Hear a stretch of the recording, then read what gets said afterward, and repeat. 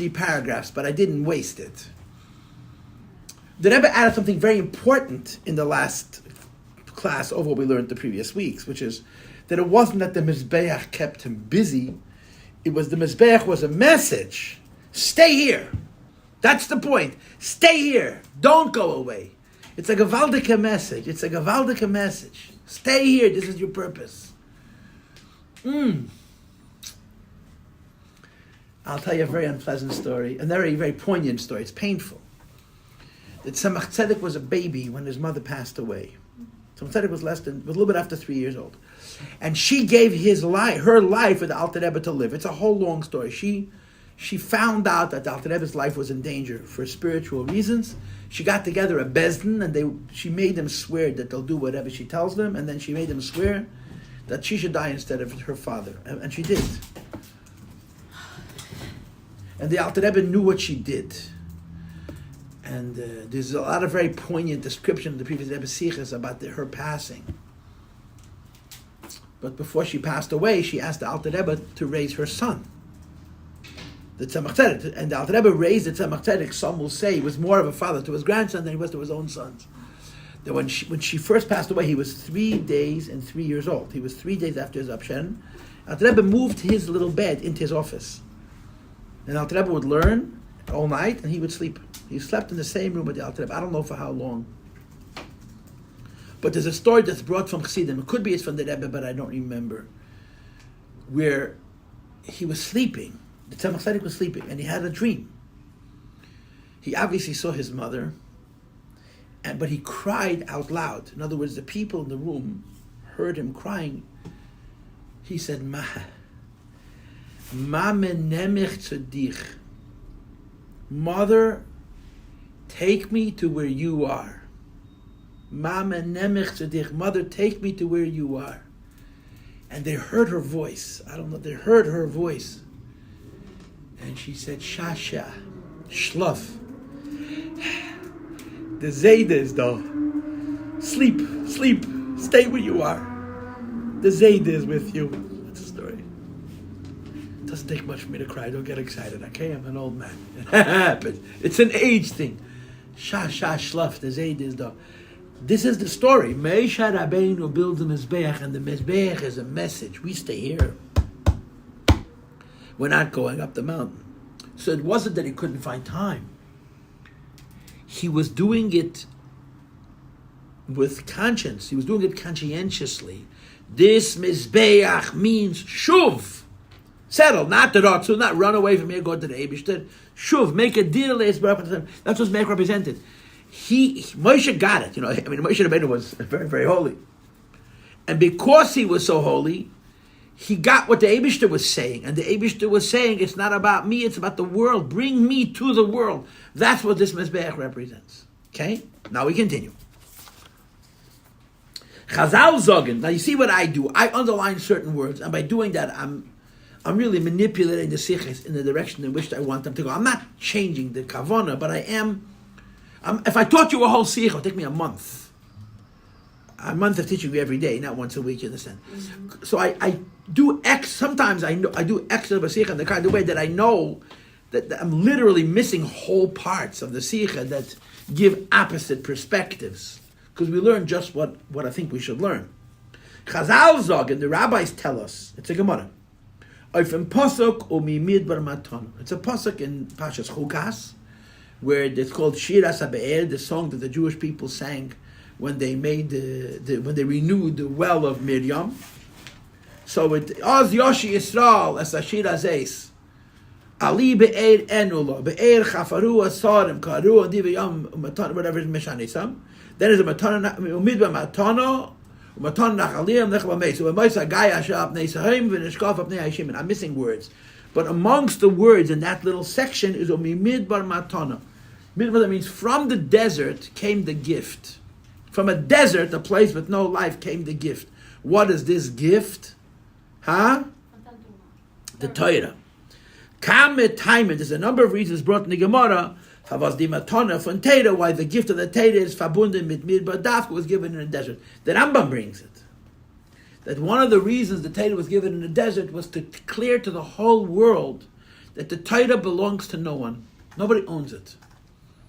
The kahuna, the priesthood, belongs to Aaron's family.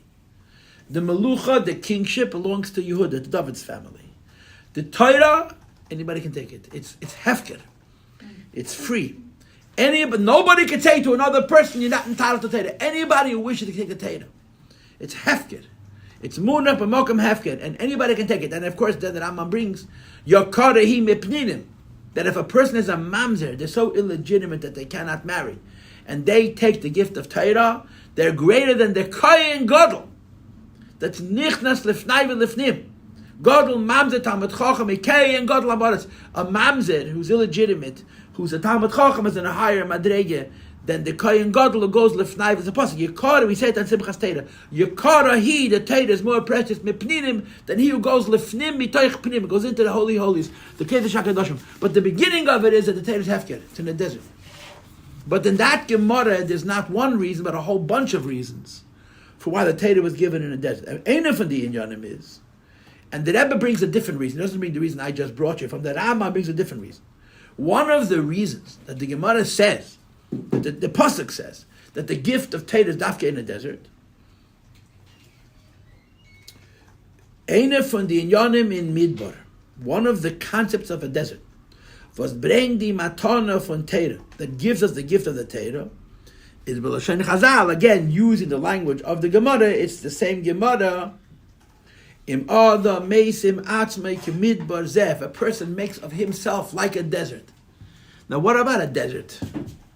A desert has no roads. A desert has no pathways. So where do you walk? Wherever you want. Shakel doshem bay. People trample all over it. A person who's like a desert, meaning he allows people to step all over him, figuratively speaking. Torah nitn lei b'matana. Torah is given him as a gift. So there's many reasons in the Gemara Masechta Eruvin why the Torah is given in a desert, and one of them has to do with the taker. That to receive the Torah, you have to have bittul. You have to have bittul. Bittul in English means bittul. You can't really translate it. When you translate the word bittul into English, it absolutely destroys the nuance and the kindness of the term. It comes across very brutal.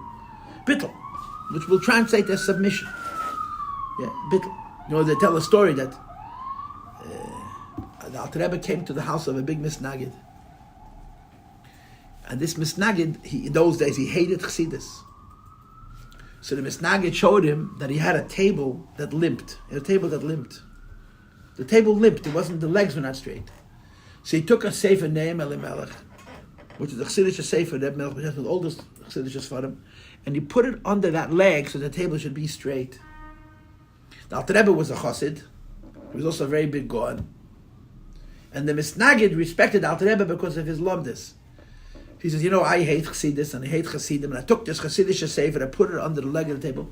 But can you tell me something about the author of this sefer? The Alter Rebbe said, yeah. If you would put him under that leg, he'd be as quiet as his sefer. The Alter Rebbe said, if you would put him under that leg, he'd be as quiet as the book is not screaming. He wouldn't scream either. So the Alter Rebbe said, this is the taich, humility. Al piyah mavu el, based on the above, as der iker chidish von chamishi b'sivan. The most important thing about this date, the 5th of Sivan, Friday the 5th of Sivan, even though so many things happened, they went through the gear, there were many karbonas, and they were busy with Precious, don't forget Precious, right? But the most important event that happened that day, b'shayches to Matan Torah, in as much as the fact that the next day, they were actually going to get the Torah, is in them was bona mizbeach v'hikir v'lov karban. Moshe Rabbeinu builds the mizbeach himself, and he offers up one sacrifice. And the reason this becomes the key event of the day, as the Gemara indicates, because this one event doesn't only say, tomorrow we're going to get the Torah. This one event says, start practicing it now. How do you practice Judaism? Stay in this world. Don't run away.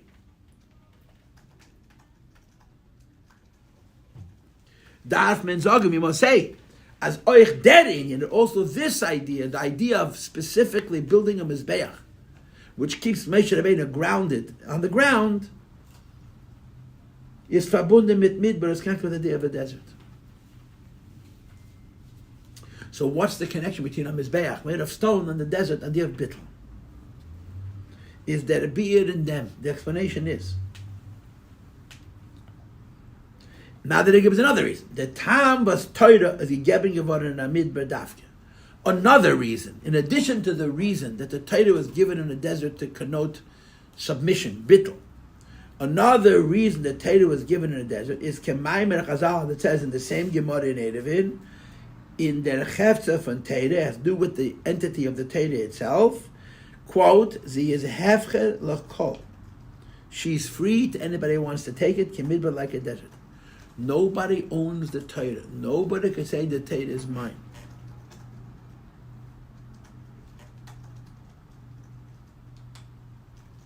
Isn't that the same as the first reason you gave? No. The first reason is the person who's learning it is humble. And then you zeichet to the Torah. The second reason is that the Torah is free for anybody to take.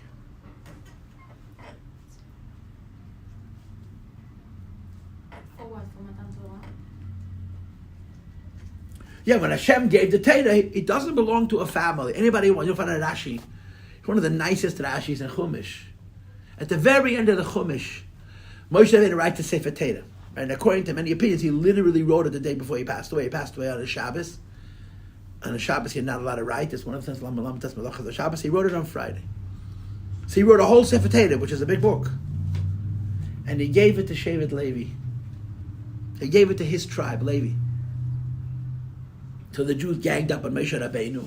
And they said, tomorrow your tribe is going to say that the Torah belongs only to them. So Moshe Rabbeinu was very, very delighted by the protest.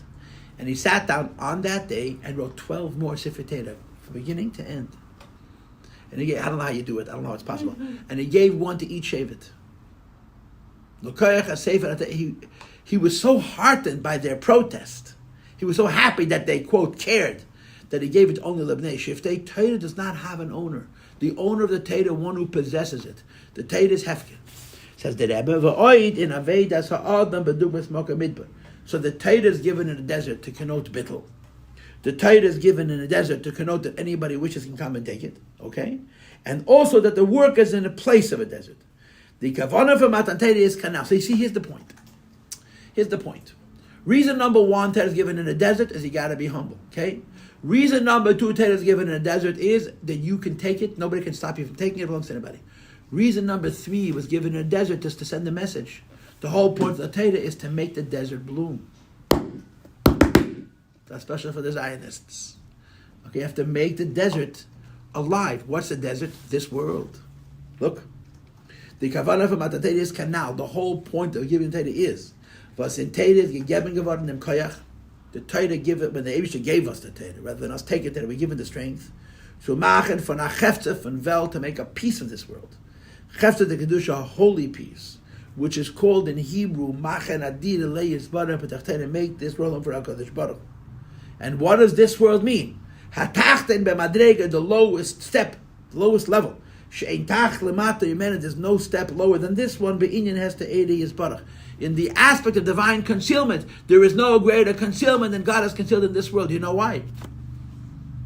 Because less than 0% cannot exist.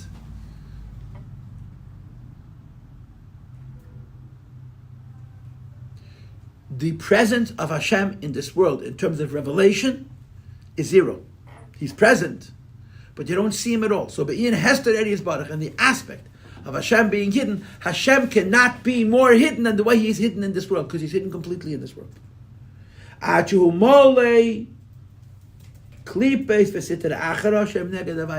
the extent that this world is not just a place where Hashem is not revealed, but it's a place where Klipa and Sitra Achara dominate, because Hashem is so completely hidden.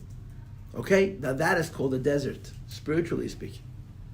Und der Fad is the Torah gegeben geworden. Maybe this is a third reason why the Torah was given in the desert. Let's talk it over. Reason number one, it was given in the desert to conjure up bittul. Reason number two, which is the one I told you first, I did say it first orally, that the Torah was given in the desert to conjure up hefker. Anybody who wants to take it. Nobody can say it's mine and not yours. Torah belongs to everybody who wants it. Anybody who's willing to take it. And number three, that you have to bring godliness to a desert. Dira b'tach Torah, make a home for Hashem in the lowest realm. Huh?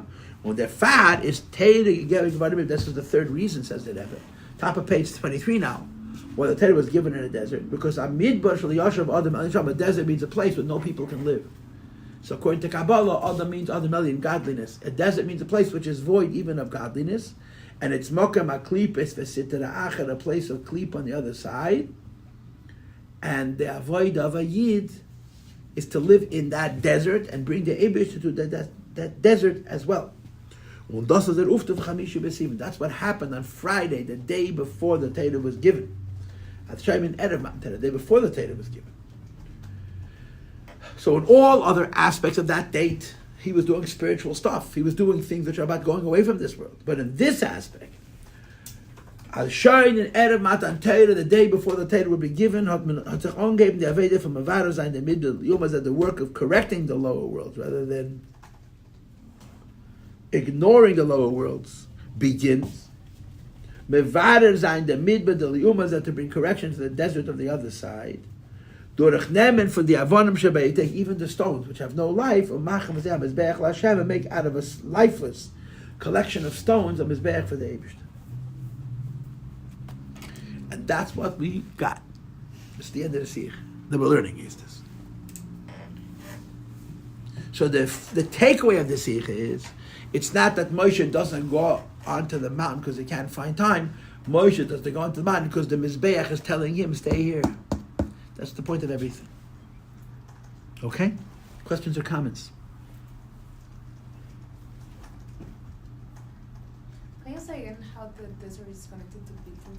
I missed that part. Because people trample all over a desert.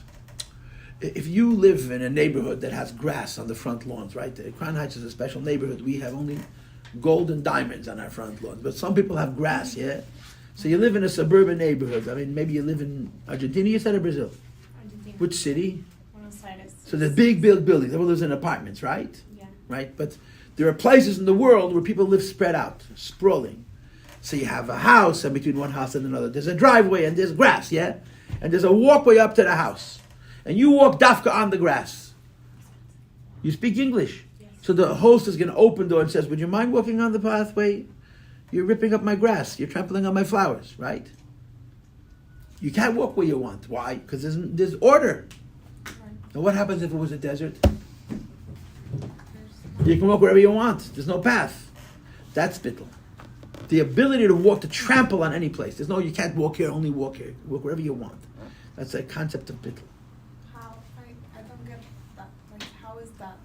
Walking? Stepping on somebody is bittul. Stepping on somebody is bittul. Like the example that he gave of the sefer underneath the table, and the explanation that, like the author himself would be as silent as the book was because he had complete bittul. Like, it's taken in a more literal way in this sense, but the idea is that, like, you are nothing in the eyes of Hashem, Okay. and, like, if someone walks at you, that's Okay. Do you understand? it's what Hashem wants. Right.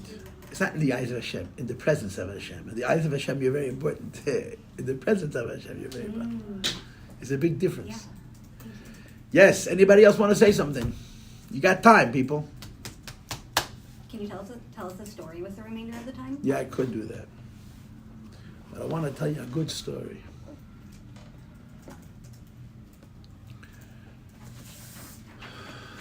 I had a conversation with the boys yesterday in yeshiva. Either yesterday or Monday. Yesterday was a really weird day for me. What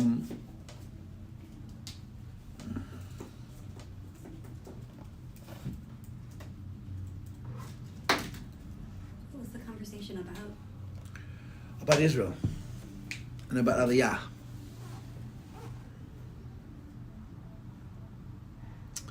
Rabbi Shlomo Goren, who is now deceased, he was the former chief rabbi of Israel. There was a period of many years where he was incredibly close to the Rebbe. The Rebbe had an open door for him. At some point, something happened, and the Rebbe wouldn't see him anymore. But to his incredible credit, as long as he lived, he did anything he could to help Chabad, even though the Rebbe wouldn't see him. He never took it personally. He never punished the Rebbe for... He knew why the Rebbe wouldn't see him. He knew what he had done wrong, and he appreciated the Rebbe's position. I know for a fact that, it's not important, that after Gimel Tammuz, he was still helping Chabad. He had nothing to gain from it. Rabbi Ashkenazi, the family made a book about it. You see that he helped. He had a certain emes. Anyway, so Rabbi Goren met the Rebbe many times. He spoke Yiddish. He was yeshiva bach. He was a paratrooper. You understand? And a god, a genius of Torah, and a paratrooper in the Israeli army. He was part of the Mizrahi group. They're very, very religious. They're very, very learned, and they're very into Eretz Yisrael. So he asked the Rebbe in Yiddish, does the Rebbe support the idea of Aliyah? And the Rebbe answered him in Yiddish, I support the idea of Yishuv Eretz Yisrael, which is a halacha. It's a mitzvah to settle Eretz Yisrael. Now, what's the difference between the word Aliyah and Yishuv Eretz Yisrael? I'm not sure. So he asked the Rebbe a second time, does the Rebbe support the idea of Aliyah? And the Rebbe answered a second time, Ich halt von Yishuv Eretz Yisrael. And they went back and forth 4 or 5 times. And the Rebbe would not change his answer. Does the Rebbe support the Aliyah? The Rebbe answered, Ich halt von Yishuv Eretz Yisrael. In the modern world, there's a lot of people who believe that the greatest mitzvah you can do is go live in Israel, even in the frum world. The Rebbe never believed that. He just didn't. For sure, the Rebbe did not believe it for Jewish leaders. The Rebbe used to write letter after letter after letter after letter to rabbis and even lay leaders that the captain is the last one that leaves the ship. When every other Jew in your community goes to Israel, you can think about going to Israel. The Harav, Rabbi Yisrael Buchatzire, the Baba Sali, who was 15 years older than the Rebbe, I think, much older than the Rebbe, wanted to move to New York. And the Rebbe wrote him a letter in the early years, 1952. And the Rebbe wrote to him, a shepherd goes where his flock is. Nobody needs you in New York, you need it in Israel. And he stayed. You know what kind of humility that was? The Rebbe was a Rebbe for 2 years, a relatively unknown, but he was a spiritual man. He was his holiness put him in touch with the Rebbe's holiness, in a more direct way. And he acquiesced to the Rebbe. He acquiesced to the Rebbe. He stayed in Israel. He never visited America, not once. Not once. He would have loved to have met the Rebbe face to face. It would have been such a beautiful meeting because he Pashat loved the Rebbe. He loved him. Anyway, but the Rebbe's approach towards people staying where they were was not limited only to leaders. The Rebbe believed that Jews should not necessarily run away from the countries they're in, period. In other words, even if nobody loses, you pick up the whole community lock, stock, and barrel and move to Israel, and you take all the schnutters along, all the people who can't afford to pay their own way, and the ones who get left behind and suffer. The Rebbe did not believe that Jews should go up to Israel unless they had a reason to. That was his approach, which is interesting. The Rebbe is such a deep supporter of Eretz Yisrael. And if you tell the Rebbe, I'm moving, where should I move to? Of course he'll say move to Eretz Yisrael. When the Russians came out of Russia in the late 80s, the Rebbe said, if they move to America, they're going from one golus to another golus, let them go to Eretz Yisrael. So the Rebbe indicated going to Eretz Yisrael is not a golus compared to the golus of the Soviet Union.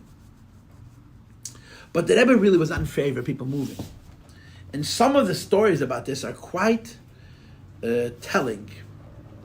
So I'll tell you 2 stories, just to the point of telling stories. The first is it's a crazy story, but the story was told by people who were personally involved. It's a true story. In 1982, there was a war in Lebanon, in Galil it was called, the campaign of Galil. Lebanon was at one time, it was the Paris of the Middle East. I forgot what they called it. I'm using the wrong word. It was very beautiful. It was very rich, and it was secular. People used to go on vacation in Lebanon. Lebanon had good relations with Israel. The PLO was in Jordan. Yasser Arafat was in Jordan. Jordan had enough of the PLO. They kicked them out. They went into Lebanon and destroyed that country. And that country is destroyed now more than 40 years. It's become a terrible place to live. And the Christians and the Muslims got into fights. There was a lot of racial killings and all of these words that they use. Genocide, what do they call it? Cleansing, ethnic cleansing. It's been going, as you said, ethnic cleansing. That's what I said. That's what was going on in Lebanon. It's still going on in Lebanon. And the Lebanese, the PLO started attacking northern Israel. So Israel went into the Lebanon.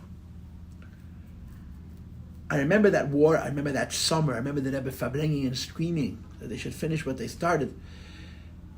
There were pictures of Israeli soldiers with Yasser Arafat in the crosshairs of their viewfinder. They could have shot him straight between the eyes. And they wouldn't pull the trigger. For political reasons. Idiots. The end was they let the PLO leave. Seriously? They let them go. 7,000 fighters were allowed to leave Lebanon. And they went to Tunisia. And PLO picked up at Tunisia until they were invited back to live in Gaza. And we all know the rest of that story. With intifadas, with the Machon. We brought this onto ourselves. They could have destroyed the PLO then in Lebanon.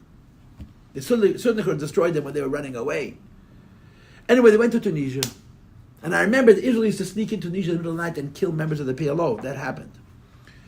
The Sochnut decided, the Israeli Department of Immigration decided that all the Jews in Tunis are in imminent danger because the PLO hates Jews. And they all have to make aliyah. It was thousands of Jews. I don't know how many thousands, but it was thousands of Jews. It wasn't a million Jews, but it was thousands. So they came to the leadership of the Tunisian community and said, we're here to facilitate the entire community. Lock, stock, and barrel is going to pick themselves up and move to Israel. And of course, this is Israel's religion, the whole religion in Israel, you know. The Gemara says, Tayag mitzvahs nitna liyisrael, we were given 613 commandments, and Yeshaya made them into 11, and David made them into 4, and into 7, and so made them into 4, and Bo Chabakok v'amidin alachas, Chabakok made them into 1, v'tzadik b'menasa yichye. So the new version is Bo Ben Gurion v'amidin alachas, aliyah, you're a good Jew, you make aliyah, nothing else matters. And the Tunisian community was balking. They were not cooperating. And the Sochnut said, why are you playing games? This is a matter of life and death. Why are you hesitating? And they said, because we have a rabbi here, Rabbi Pinsan, Rabbi Nisan. There was a shliach of the Rebbe, Rabbi Pinsan, Oliver Shalom. And Rabbi Nisan asked the Rebbe, and the Rebbe said they shouldn't leave. He said, what? So they came to Rabbi Pinsan and said, you're playing with fire. He said, I asked the Rebbe, and the Rebbe said it's okay for us to stay. It's safe. They're going to leave us alone in Tunisia. They were shocked. And they flew to New York. Now, the Rebbe did not see people privately. The Rebbe did not see, but the Israeli leaders, the Rebbe saw till the last day. The Israeli government had an open door by the Rebbe. When the Rebbe was not seeing, they would go to his house in the middle of the night and meet him privately. Nobody knew they were meeting. The Israeli leadership had an open door by the Rebbe, and they didn't talk about stuff. The Rebbe was available to them always. Always.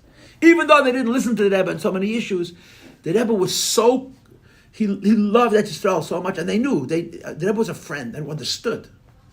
He understood the politics, he understood the war, he understood it all. And the Rebbe was very important to them. So they came to 770 in the middle of the night in 1984 or something like that. And said, Rebbe, how could you say to stay in Tunis? The PLO is moving there. And the Rebbe told them straight, Yesh lachem hamodein shalachem, v'yesh li hamodein shali. You have your sources of secret information, and I have mine. Tunis is safe for Jews. Period. They're still there. The PLO is in Israel. The PLO is in the West Bank. I'm sorry, in Gaza. Hamas, this is the PLO. And the Tunisian Jewish community still stands. But the Rebbe said this 40 years ago. In other words, there was a philosophical idea. Jews don't run. Stay where you are. You have to have a good reason to leave. This is in a microcosm, in a small way. This story with Moshe Rabbeinu, the Mizbeach was the message. Stay here. But let me give you another side of the coin. This is just, I'm closing the class. I know a Jew who lives down in Crown Heights. His name is Count El Kayim. I met him many years ago in Florida. Who he told me, and I may have heard it from other sources as well, that Morocco at one point had over 250,000 Jews. Over 250,000 Jews. And Israel wanted them. Israel needed them. They wanted the people. They wanted the work. They wanted the laborers. They wanted to establish the country. The Rebbe had shluchim in Morocco. And the most important shliach of the Rebbe to Morocco didn't actually live there, but he would visit all the time. He was a chassid by the name of Rabbi Binyamin Gorodetsky. May he rest in peace. He was one of the closest people to the Rebbe in the world. I mean, people who know will tell you that the closest person to the Rebbe was Rabbi Chadakov, and after Rabbi Chadakov was Rabbi Gorodetsky. He spent thousands of hours in conversations with the Rebbe. Thousands. He worked for the Rebbe directly, and him and the Rebbe would talk like friends. I mean, he was not a friend; he was a chassid, but the Rebbe and him had a kind of communication that nobody but Chadakov had. And Chadakov never left the Rebbe's shadow. Rabbi Gordetsky was all over the world. He was the roving shliach. And he was in charge of the whole North African Chabad undertaking. He paid the bills. He raised the money from the joint, but he paid the bills. And he was called in Morocco Binyamin HaTzadik. The Sfardim called him Binyamin HaTzadik, the Tzadik Binyamin. You know, when he would come, he was revered. He was the Rebbe Shliach. And they knew, the Sochnut knew, the Israeli Immigration Department knew that if Binyamin Gordetsky says no, they're not moving. They knew how much power he had, that the rabbis in Morocco, the Chachamim in Morocco, who were still leading their communities, in other words, rabbis had power in the Sephardic world at that time, would not go if Rabbi Gordetsky said no. So Sachnut put huge efforts in to immigrate, to get the Moroccan Jews to immigrate. It must have been after the war of 67, but I'm not sure. Maybe even before. And the rabbis asked Rabbi Gordetsky. And the Rabbi Gordetsky asked the Rebbe. And the Rebbe said, don't say a word. Keep quiet. And they immigrated. And the Israeli government knew that the only reason they got this 250,000 Jews was because the Rebbe kept quiet. And they acknowledged it. Why would the So why? So this is a contradiction. Two stories, two different... I don't know. I'm telling you the two stories to point out the irony. I'm pointing it out, you know. On one hand, the Rebbe says, Tunisia had a few thousand Jews, and it's not safe. It wasn't safe. Jews were always had to look over their shoulders. There was violence. You know, it was not PLO violence. It was Pashat Muslim violence, you understand? But Morocco also has violence. The only two countries that Jews live in to this day in the Arab world are Tunisia and Morocco. The Jews had to leave. It's dangerous.